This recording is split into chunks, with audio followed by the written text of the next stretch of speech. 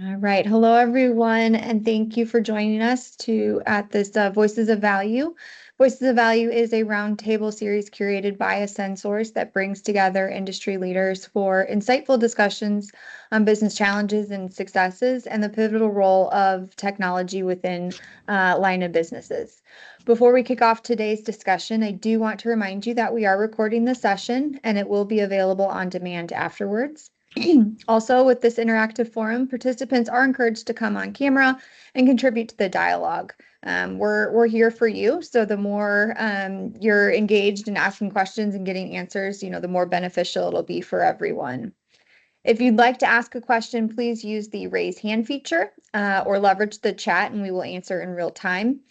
Today's discussion is focused on inventory management and the critical challenge for businesses striving to balance efficiency, cost control, and customer demands. In this Voices of Value session, Ascensource and IFM are here to discuss the complexities of modern inventory management and explore innovative solutions to overcome these challenges. Excuse me. Today, as I mentioned, I'm joined by Eric Jones, the Managing Director for IFM Supply Chain. Eric is a business leader and supply chain professional with experience in growing software and consulting businesses. He is passionate about delivering supply chain solutions that are practical, affordable, and with a rapid time to value. Eric spent the first half of his career as a supply chain practitioner in manufacturing and wholesale distribution before moving to the supply chain technology industry. Thank you so much, Eric, for joining us today. Welcome. Thank you, Lauren. Yeah, appreciate being here. Yeah, so just for those who may not be familiar with IFM Supply Chain delivers natively integrated supply chain planning and execution solutions within SAP. Their advanced tools enable real-time data visibility, automated processes, and optimized decision-making to reduce costs and improve efficiency. They are trusted by over 900 SAP customers, and this allows them to scale, adapt, and thrive in their complex markets. So now that we've got kind of all the housekeeping stuff out of the way, Eric, let's kind of jump into the conversation. Given your experience in working with many organizations, what are the most common pain points businesses are facing today in inventory management? Yeah, okay, thanks, Lauren. So, I think we'll start with three key points here. The first is just the amount of inventory that's been created in the network and the supply chain within the U.S. since the pandemic. And then you couple that with the increased cost of capital to service that inventory. And then the third would be the challenge in connecting the planning process with the execution of that. So put some information, put some pictures to what we're looking at here as a challenge. I'm going to share a graphic with the group. So this graphic is from the U.S. Census Bureau. You can see it shows from the level of inventories in the U.S., total business inventory in the U.S. since the pandemic hit. And you can see the growth in the amount of inventory, about 30% growth in inventory investments since the pandemic. And that level really hasn't abated even now. We're still seeing that elevated amount of inventory since the pandemic. And you couple that with the increase in the cost of capital, the cost of servicing that inventory. So that we're seeing a 3 to 4-fold increase in the cost of capital in that same time. So when you put those two factors together, you've got a major drag on corporate profitability that's occurred in the last 4 years. And just to put some actual numbers to what that would look like. So if you take, for example, if you're a company that pre-pandemic has had $100 million of inventory at a 2% cost of capital, so your cost of capital servicing was $2 million on that inventory. Now, if you take that same company with $130 million of inventory and a 6% cost of capital, the cost of servicing that just went up to $7.8 million. So you can see the magnitude of impact that these two factors are having on corporate profitability. And so and then couple that with the third challenge of the connecting the planning and execution processes. So I think what we typically see so often is that when companies are looking at improving their process, improving their tools, the focus is most often on improving the planning process.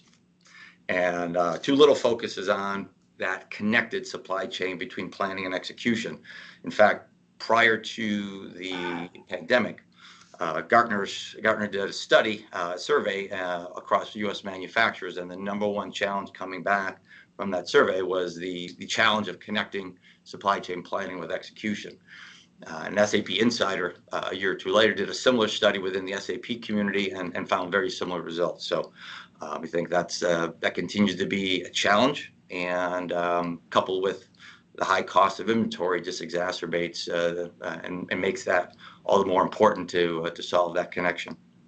Yeah, that graphic on top is really, really fascinating that we're still climbing. In fact, we haven't kind of leveled back to where we were. VJ's got his hand raised. VJ, do you have a question or a comment? Yeah, like how much of this is like the inflation effect? Like has the graph been adjusted for the inflation? Because like again, like I like all these graphs, but like I would love to know, like, if the thing was costing like previously $100 and post pandemic the thing is costing 150, have we adjusted it the whole timeline with the inflationary effect? Yeah, great question, Vijay. I think these graphs are not inflation adjusted, but so the total, it might not, so the impact in the number of units of inventory may be less, but the total dollar impact is in today's dollars, and I think the big pain point is the increase in the cost of capital. So even if the overall inventory levels adjusted, the cost of servicing that has gone up 3- and 4-fold. So, but yeah, because like typically, like for example, I work for Pfizer, which is a pharmaceutical company, right? We went into like a high gear of manufacturing. You can imagine, like with the mRNA and everything, and we had to add like a lot of like thousands of new materials, which were adding like billions of dollars of inventory for something new for us. But one of the things was like, how do you maintain like a sanity by looking at weeks of supply that we were maintaining across like, the whole supply chain and like multi-echelon, right? Like again, like the markets have their thing, and then you have the drug product, and then you have the drug substance. We were maintaining a weeks of supply to adjust the risk. Yes, I understand my finance guy always kept questioning, my capital is stuck, right? But the weeks of supply were like, balanced. And that's the key thing to us. Like, we didn't want to just reduce the capital, like, invested in the inventory and then have a risk to the supply. Right. Yeah, and especially with, I'm sure, with adding all those new products and all those new materials, trying to anticipate and understand what the demand is going to be without any history, without much backwards insight, adds to that challenge for you guys. Yep. No, thank you. Yeah, thank you. I appreciate it.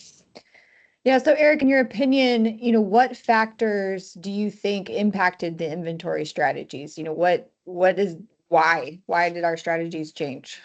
Yeah, well, yeah, I think we started with scarcity. So when the pandemic hit, we had a scarcity of supply. It was difficult to get the components and get the raw materials to meet demand. So that triggered certainly a flurry of aggressive sourcing and buying to to account with that trend, with that difficulty. And then you couple that with a sudden drop in demand, and then an attempt at re-leveling and resetting what that new demand level is. So, it took time. There was a time lag from the disruption in demand to an understanding what is the new demand signal, what's the new demand pattern going forward, and what was noise.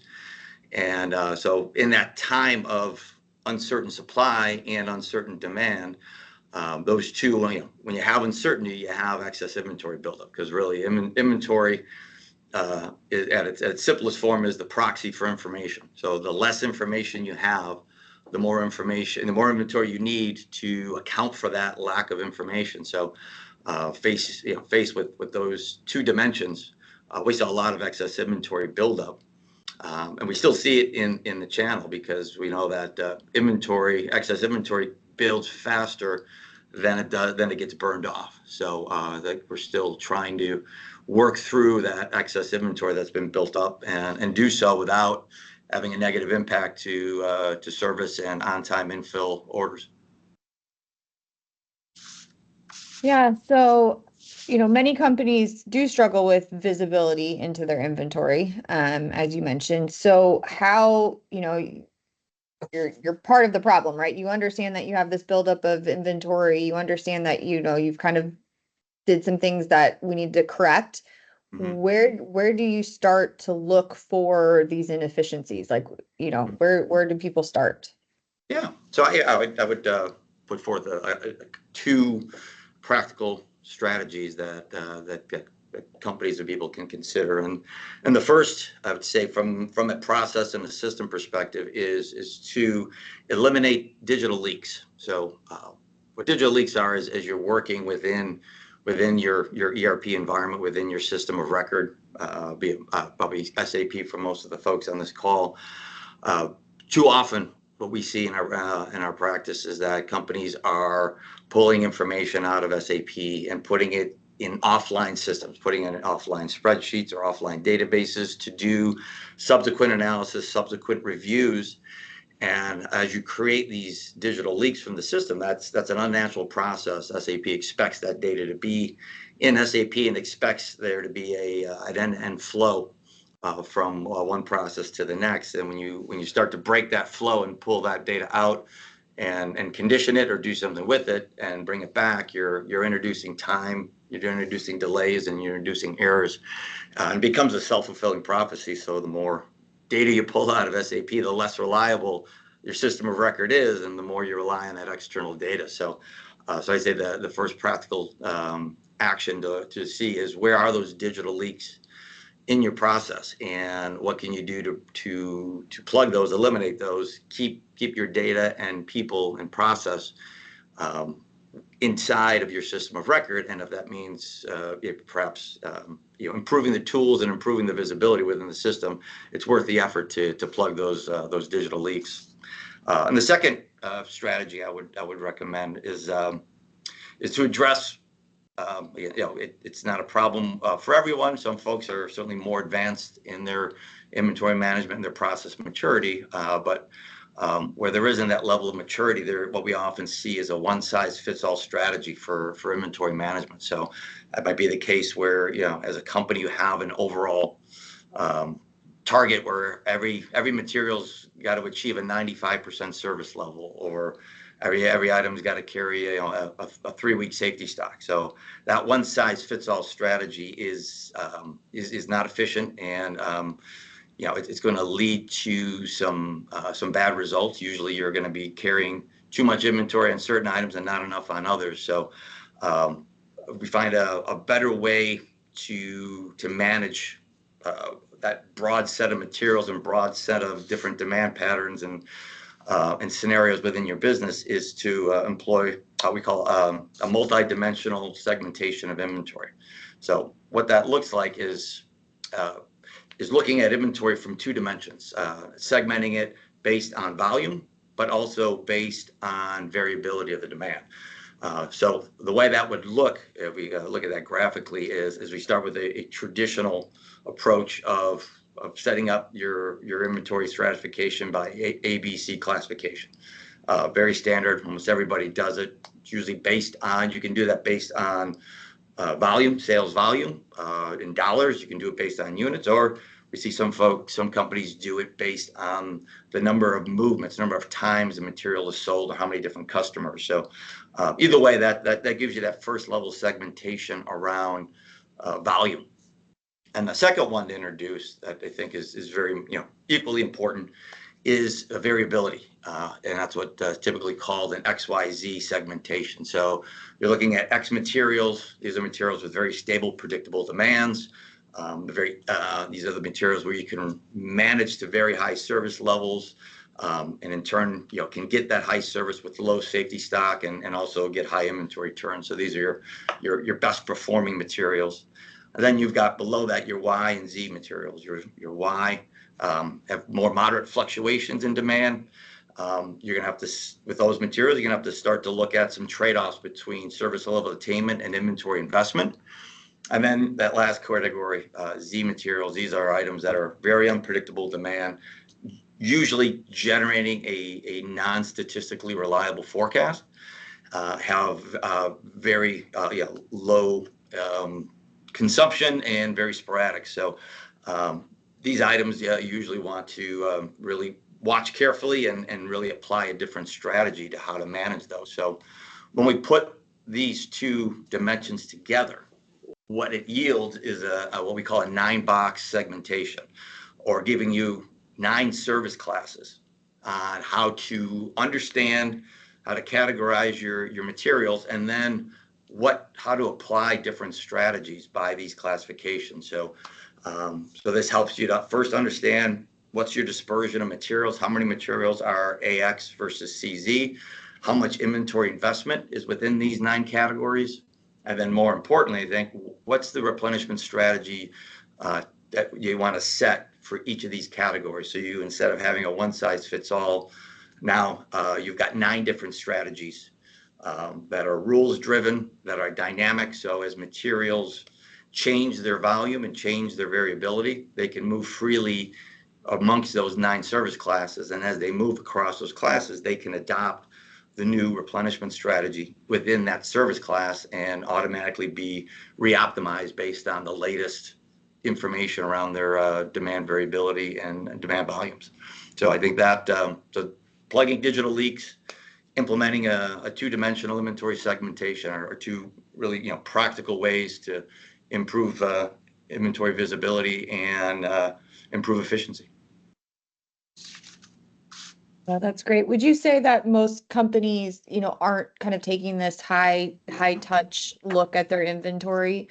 Is it kind of more of a, like you mentioned, like a one size fits all? Yeah, I think without the supporting tools and intelligence and without a real data-driven approach, it becomes labor intensive and challenging to have a high touch, or to be in a consistent review and analyze and optimize cycle. So if the process is, say, one size fits all and manual, oftentimes the inventory strategies are being reviewed once a year, once every 6 months, at most once a quarter. So without the right tools and process, it becomes very challenging to be adaptive and responsive. Just dealing with the sheer volumes of how many materials across all the different plants within an organization to stay on top of and constantly re-optimize without the help of some data-driven strategies. Yeah, that's great. And certainly, for those who are on the line today, I'd love to, if you want to put it in the chat or feel free to speak up, I'd love to understand kind of your current inventory strategy. Is this, matrix something that you feel your company could benefit from, or are you already doing today? I think it's always interesting to see, where different organizations are on the spectrum, if you will. Eric, can you share with us, some examples maybe of businesses that you have worked with that attempted to cut inventory, but, got kind of an unintended consequence from that, kind of doing more broad stroke type stuff. I'd love to just kind of anecdotally hear some stories. Sure. Yeah, I think there's the worst examples are those panic situations where there's an edict that comes from executive leadership that says we've got to get rid of $20 million of inventory ASAP, and so it becomes a blunt force strategy where they stop buying. They stop producing and just take that blunt force strategy, and of course that leads all kinds of unintended consequences. So just cutting back on your procurement and supply activity is going to have they're going to have direct impacts to your service level and your ability to service your customers. So we've seen those kinds of reactions in the past. Certainly that's not advised, and there are smarter, more precise ways to do that. But again, that's where if you don't have the tools and processes in place and have too many of the digital leaks in your process, you lack the visibility and lack the ability to be precise and timely in making those changes, and then so you resort to extreme measures that usually don't end well. Yeah, and I think we've, spent a lot of time kind of talking about the problem and to your point, tools, obviously you guys have a solution. So let's kind of talk about that a little bit and how, you can help solve this problem. When we were prepping, Eric said, to take a more surgical approach to inventory reduction. And I really liked that language because it's very visual, right? Instead of just sweeping, we're being very precise. So why don't you kind of talk a little bit about that for us? Yeah. So I think a way to take action, and I'll call this this approach to identify no harm inventory reduction. So how can you find pockets of inventory within your network where you've got a high degree of confidence that that you can remove that inventory or lower that inventory and not have the unintended effect on hurting service. So now the easiest inventory to identify to get rid of is the inventory that's built up on slow moving or non-moving material. So it's clear that's excess inventory, but the challenge is that because that product is no longer selling, there's very limited opportunities to get rid of that inventory profitably. So you're either looking to make a return to the vendor if they are still returnable, and there are often limits on how much can be returned and in what time frame, or you're having to take inventory write-downs, which is going to just hurt your profitability. It gets the inventory off the books, but it does that at a cost. So while those are easy to identify, they're hard to remediate. And so I think the area where you can have the best chance at remediation without harm is the concept of dead stock. So dead stock is not the inventory that's sitting on slow moving or no moving inventory. Dead stock could be inventory that's built up for, it could be AX items or high volume B items where there's still demand and there's still activity and movement. There's customers buying that material, but there's a level of inventory that's been on the shelf where it has not been used and has not been dipped into over a defined time frame. Let's be really conservative and say over the last 12 months. So if you look at the material, it might be selling consistently and moving, but the level of inventory never went below a certain amount over the last 12 months. So, and when you look at the ratio of how much dead stock is on a material versus what the safety stock is, if that ratio is close to 1-to-1, if the calculated safety stock, let's say, is 100 units, and the dead stock is 100 units, well, that's a great indication that you're being, that inventory, you're probably being too conservative and on the amount of safety stock, and that you could reduce that safety stock target, down to 70 units, let's say. And because that safety stock hasn't been dipped into in the last 12 months, you can reduce that inventory and have a high degree of confidence that it's not going to impact your service. So while safety stock is theoretically supposed to be zero turn inventory, in reality, there should be a level of safety stock that gets used periodically that gets dipped into. So having that insight, having that calculation of what an ongoing running calculation of what dead stock is, looking over the last 12 months or even over the last 9 months, is a great place to say, all right, we can lower this inventory, and we can do so without harming service level. And so that's a really practical strategy that gets you to the goal of no harm inventory reduction. Perfect. So, many companies today rely on manual processes for their inventory analysis. So by, automating and having advanced analytics, besides kind of the obvious, how does this transform the process? Yeah, so having the insight is important, right? Yeah, understanding, in this, like the example we're looking at here, understanding how your inventory is dispersed across those 9 service classes is good information, a good starting point. But what's more impactful is to not just have the insight, is to have the insight that leads to action, and have in that integration between insight to action. So for me, the way I look at it, it's the difference between having a dashboard, which is a nice visualization of information, versus having an interactive cockpit that gives you that insight, but then also gives you the tools to drill in, to identify root cause, and then to take action and to adjust parameters. See where there's the opportunity to change strategies, to change service level targets, or to run simulations to see what would happen if we changed a variable within this material. What if we change lot size? What if we change service level target? So to have that interactive cockpit that combines insight to root cause analysis to action, and then within that having that simulation capability, I think that's really where you can look at it as the gold standard of having the tools and the insight to understand and take action. Yeah. You mentioned safety stock and really looking at that to optimize your inventory. Can we just spend a little more time and expand on how you determine, what's excess and what's essential, what that looks like?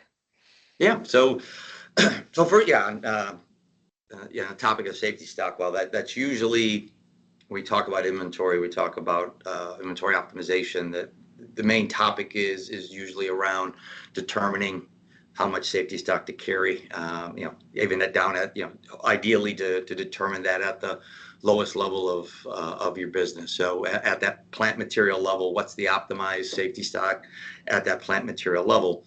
Well, that's important, but there are other factors, other variables that go into that inventory decision. So I think we have to be careful not to just focus too much on safety stock, but understand the other topics around, whether it's lot size, making sure lead times are accurate, taking into account, the demand forecast. What's the historical accuracy of that forecast? How confident are you? So that forecast confidence, supply variability. So, taking into account all of those variables to come up with that overall inventory strategy, including safety stock, but not just having that information calculated and determinant of your inventory strategy, but probably maybe the most important variable in that process isn't necessarily the data that you calculate, but the person making the decision with that information. So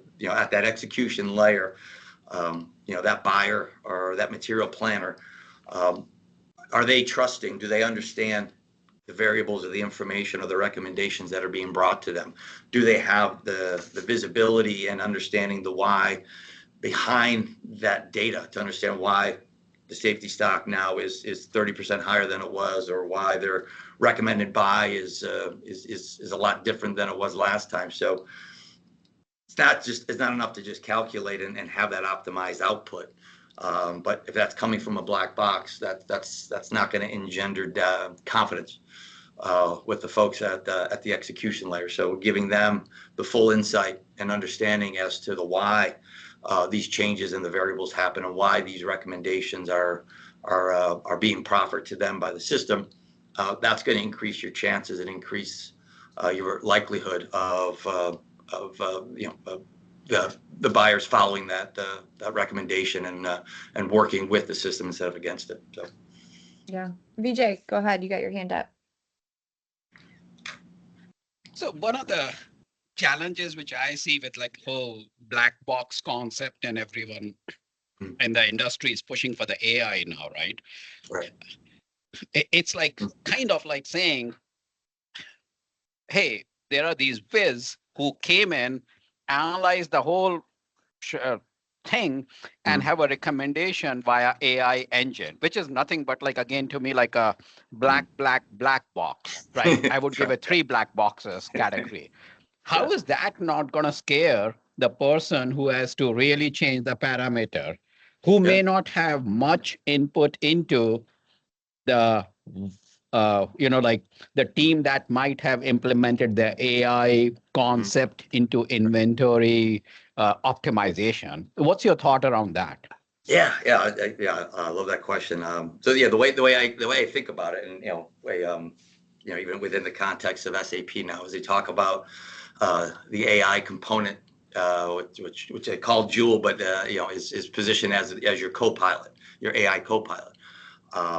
Well, Copilot's, good to have, but where does that Copilot usually sit, and where do you sit as the captain? You're sitting in a cockpit, so it starts with having that cockpit, so you have that information relevant, in front of you, and then you have your AI Copilot that's running through the large data analysis, or running through with those large language models and coming up with that black box recommendation. But it's got to be brought into the context of that cockpit, because otherwise, if you got we're just taking the problems we have, the challenges we have, let's say today with machine learning, and bringing that black box element back to the person. The problem will persist with AI. We're replacing AI with machine learning, but if we don't provide that full 360 view for for the decision maker, we're really not improving the process. So I think that it's great insight, and we've got to get beyond the assumption that because of whatever is the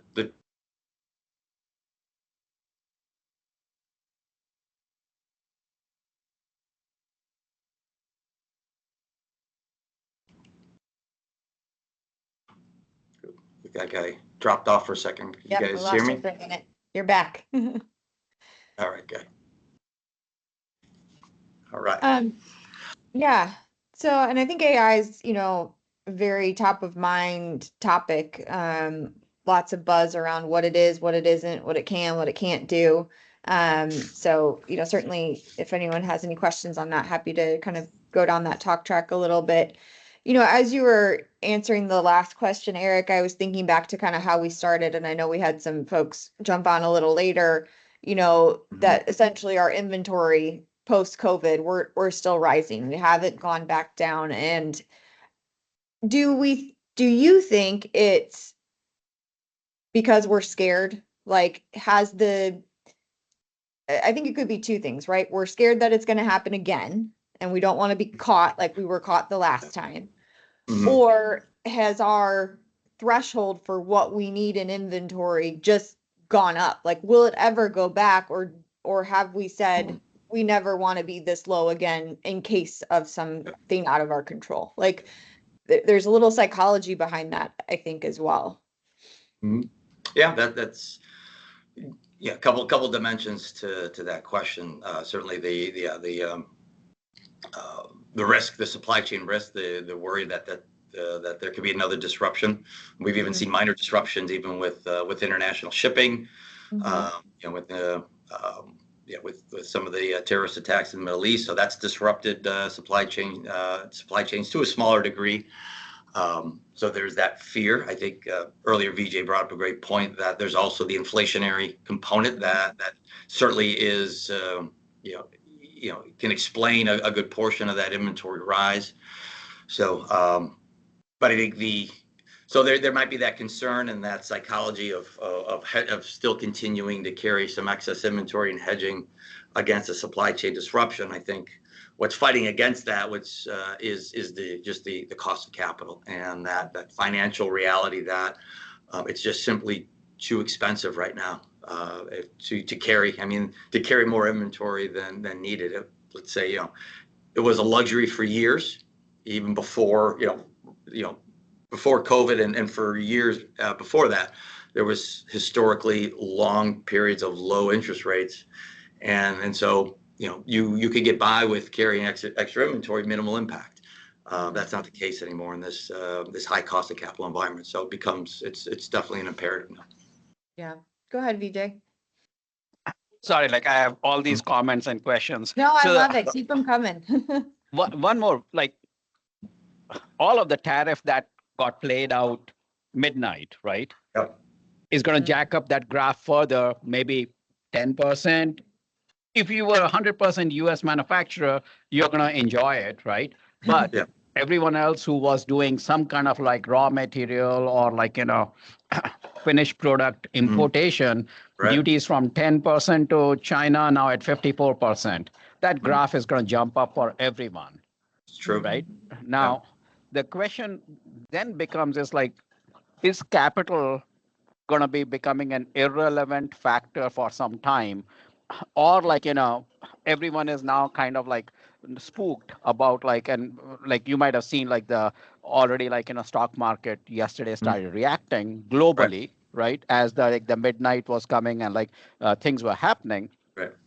Like, how do you scenario plan for this kind of a change that is happening? And like, I do not know whether you are planning to cut back on your purchasing, but like, some of the people could be cutting back on their purchasing. They might be saying, okay, like, I used to buy X, Y, Z, but now Z can wait. I'm going to focus on just X, Y to just maintain until some stability comes back. How do you do scenario planning around these things in your inventory modeling? Yeah. Well, I would say the way you'd have to deal with it now because of that uncertainty is shorter planning horizons. You can't, trying to plan out beyond 3 months right now in this environment is probably fool's errand because we are in an unprecedented era right now. And you make a great point. Even if you're manufacturing in the United States and enjoy no tariffs, your extended supply chain, your components, raw materials, very likely are still coming from somewhere else. The number of companies where everything is fully and single sourced within country only, I don't think it's that pervasive. So it seems like almost every company is going to have some impact, some magnitude impact to the tariff. So whether they stay on, whether they start pulling off, whether there's new trade agreements that where both countries mutually agree to remove the tariffs, that's the open question. So I think we're looking at planning out weeks and maybe a month or two, but anything long term right now is just too much unpredictability, and it's hard to model against that because when's the last time we've had a full on tariff trade war in the world? I think it's been not in my lifetime, which is a long time. So that's where like I'm trying to ask, like, what do you tell your CFO? Just hold on to your belt, man. Don't let it drop. Yeah, that's the question. I don't have a great answer for you. I think it's just a short planning time horizons and fast response and adaptability and replanning and remodeling frequently. And I think that's at least what I can think of right now. And I'm sure there's some better strategies out there, but right now, it's pretty unprecedented. So what are you going to do, Vijay? What are you going to tell your CFO? Like I have like a team of like senior vice presidents flying to Europe tomorrow, right? I guess like they will figure it out, right? So it's like and within Pfizer for sure, like one of the things we have been talking about is like resiliency and the agility, right? And we were always considering like our ability, like one of our plants in North Carolina got hit by a twister about like 2 years back. And when you are living off like certain level of inventory and your half of the plant and the warehouse is blown away by a twister, what do you do, right? And prior to that, we used to have plants in Puerto Rico, and like when one of the major hurricanes, I think it was Maria or one of them, like wiped out like the electricity on the island for like almost like 3 months, right? So you kind of like are knocked out. And at that time, like about 10 years back, we thought of like bringing agility into our supply chain, like quick reacting when a natural disaster like that happened. But like we were never thinking of like the political environment changing the way it is changing now, right? Where like you have to be able to adapt very quickly, and in pharma industry, adaptation to a new supply chain is a lengthy process because you have to go through the FDA approval. And what's happening is FDA staff is getting cut. That is becoming a challenge now, right? So you have to kind of like, this is like one of those things like, doomsday planning. That's what you have to be thinking about right now, and like just hold on to the belt for like, this air ride, which could be very turbulent. Yeah, that's right. And this is probably not a scenario where AI is going to help because there's no, there's no data to run through and parse out to figure out the answer. Yeah. So, yeah, Well, I think I think too, though, having tools in place and data that you can trust, that you can access quickly, that you can manipulate, I think aids in that. I like what you said, like right now, plan a 3-month runway, because what 6, 12, 9 months, it's not going to be relevant anymore. But it is, if you're using spreadsheets and pulling information out of the system, that is manual. And I think companies that are more archaic from a technology and a process perspective, they're always going to be 2 steps behind, because they can't make those decisions. They can't model it really quickly. Can't say 3 or 4 if then statements, and whichever one plays out, we go. So I think just from a strategy perspective, having all of that infrastructure to allow you to be agile, like you said, BJ, is important. Yeah.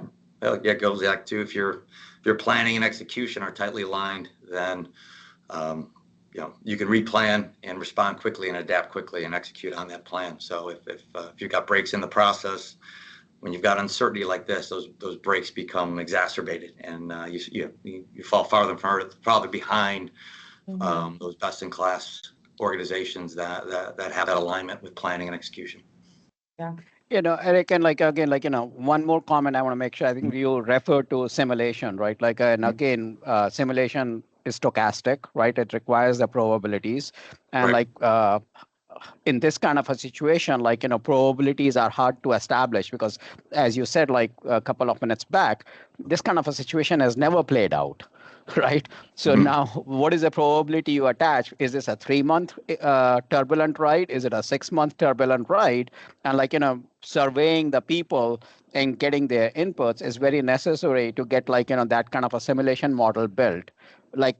3 years back, I was asked to build a simulation model, how many doses, or 4 years back, how many doses we will have to manufacture for the COVID vaccine. And I almost had just like the grid you have, I had my 5 factors on the row, and I had about 10 factors on my columns. And we said okay, who's willing to give us the probability? And no one was raising their hand. Right. And I'm okay, I'm going to throw a dart and let's see which block it hits. And with there, we put some probability. And then the moment I basically used that term, people started, oh yeah, okay, let's put 5% here. Let's put 10% here. Right. You have to trigger them sometimes, right? Because no one is, when you are coming from an unknown, completely unknown situation, which you are encountering, people are not willing to volunteer a number, because they feel as if, the moment they open their mouth, they will be held responsible. And that is something which by the way, I'm a PhD with the industry practice for a long time. What I've realized is people need hand holding. And, the half of the inventory practitioners are decent. And I would say 25 of them are brilliant, right? Those 25% from the environment, if they can help build this, thinking, would be great for mentoring across the corporations, and just not within your corporation. And again, that is something to think about. Inventory is a big topic. It's going to be, it drains the money. How do you bring mentoring in that space with experts like you, for people who might be starting with just an Apex, old Apex certification and thinking they know inventory, but really it's a bigger field than they are getting into. It's a minefield, to be honest. Yeah, that's great insight. Yeah, and that you can build the structure of the model as you point out, but eventually you're going to have to put some assumptions in there to drive it, and take somebody. Yeah, you're going to need somebody with courage to be the one to speak up, to say we can't not take action. We've got to take action. We're going to start with these assumptions, and we're going to start planning against them, and then we're going to keep a close eye. We're going to plan. We're going to execute. We're going to analyze, and then re-optimize, and keep going through that cycle. So it's I think in that situation, I think the faster you can go through your analyze, plan, execute, optimize cycle, the more right you're going to be, as opposed to having a very static model where it's too hard and too much time to work through that cycling. So yeah, get started. Like I say, plug it in, start with some numbers, get started, run it, and understand and adjust.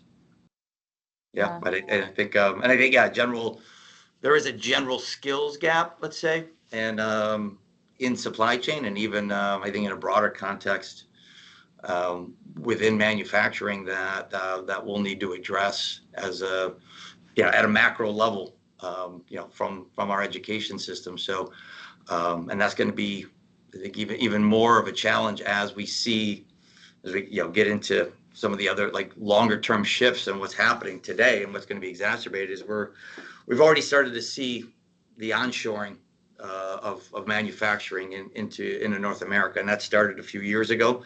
Matter of fact, even over 2023 and 2024, the amount of industrial construction that was going on in the United States was the highest level it's been since post World War II. And this was before we had these tariffs. So we were already seeing that reshoring happening and that major investment coming back to North America. And now with the current political environment, we're only going to see that's only going to advance and accelerate.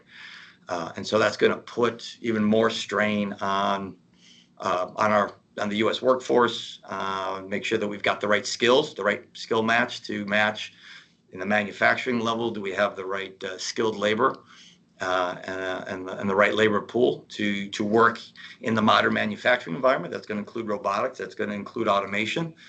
And do we have the right skill set within supply chain to understand these advanced concepts and understand the quantitative analysis it takes to automate processes and to be more accurate in your modeling? So it's a great opportunity, within the country for the next 20 years, but it does put we do have to address some structural challenges around workforce availability, workforce skill gaps, and time to rebuild that manufacturing infrastructure.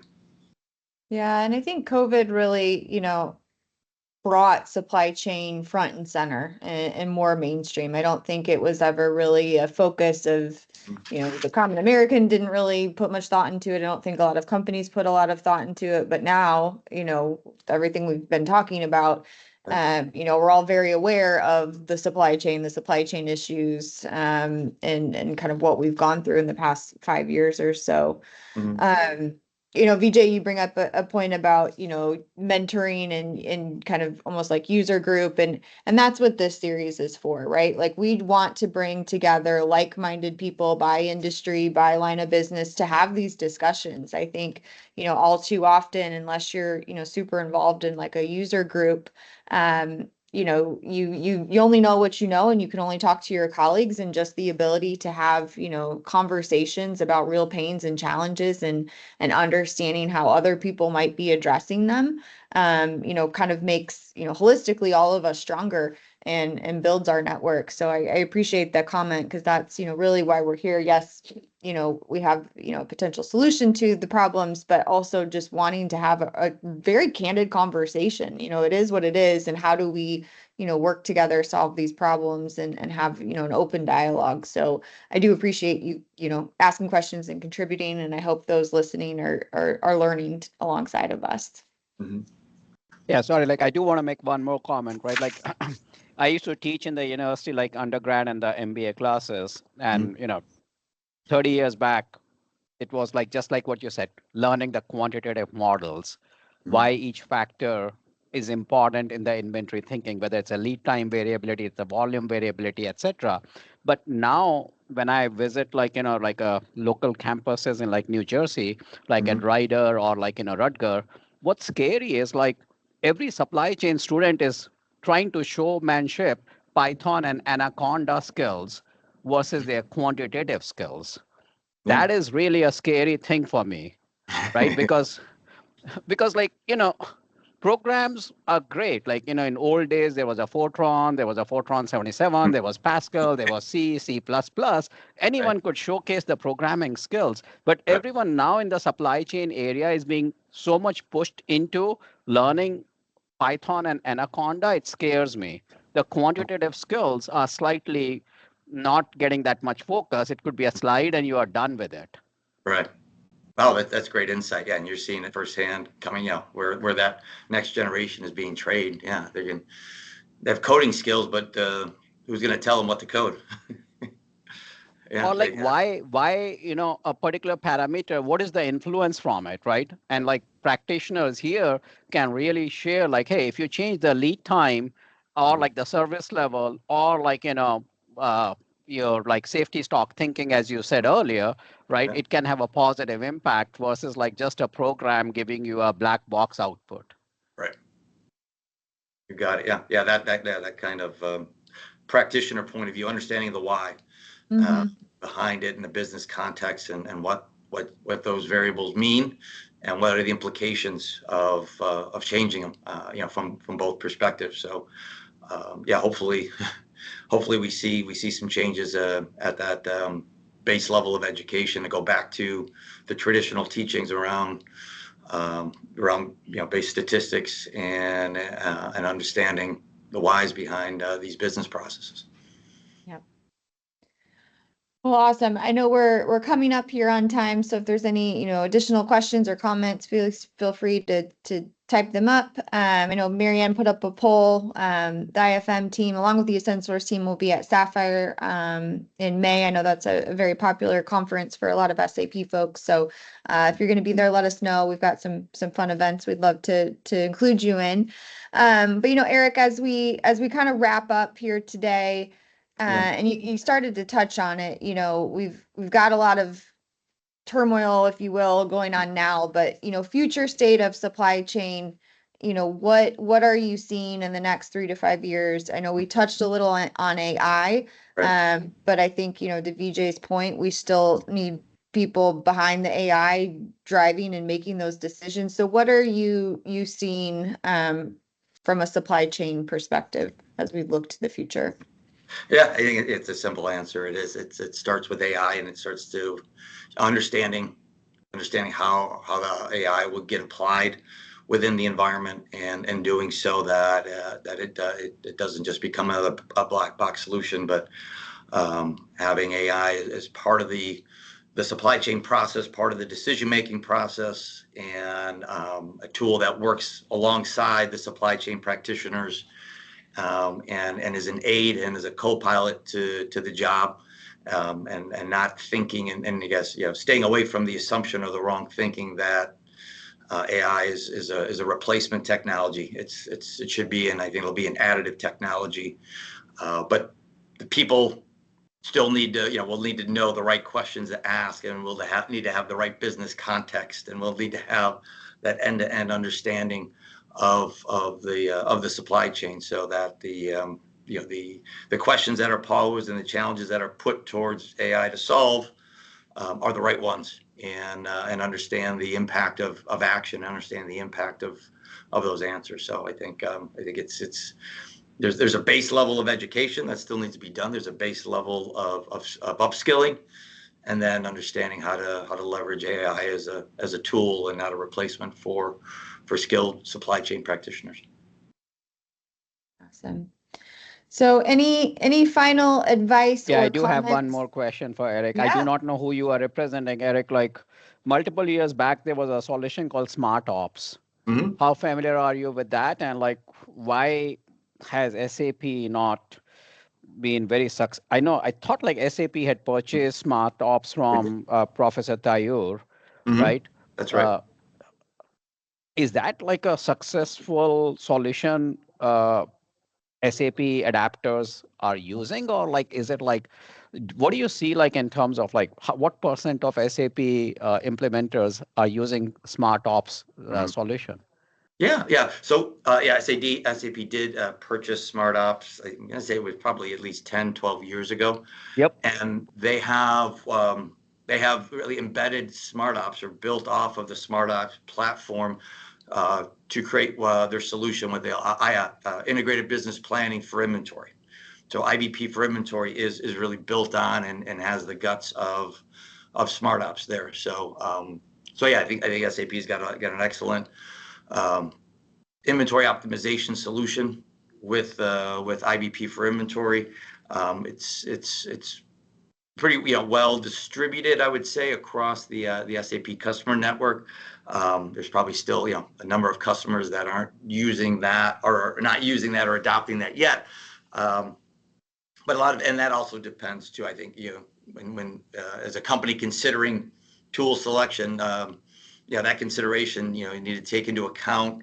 I think a big question is organizational maturity and process maturity. So where is your organization and your business on that maturity scale? Are you, if you're looking at it from we usually look at maturity from a scale of 1 to 5, where you're in a very reactive stage 1 where there's not much algorithmic planning being done, and moving all the way to stage 5 where you've got a fully orchestrated supply chain, global across your business partner. So I think understanding your level of supply chain maturity is a good first step to seeing if you're ready to adopt a best-in-class inventory solution, or if there's steps along the way where you might have the opportunity to mature the process, use some other tools, leading into a best-in-class solution like IBP for inventory or what was SmartOps.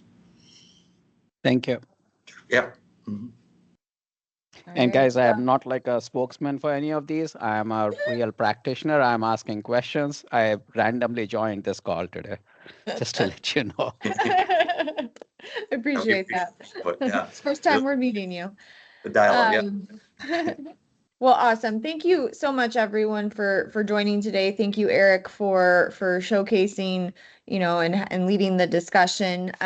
We will be following up with everyone, like I said, that is recorded, and you will be receiving a link to that recording tomorrow. Any final thoughts, Eric? Turn it back to you. I think thank everyone for your time and being part of the conversation, either actively or listening.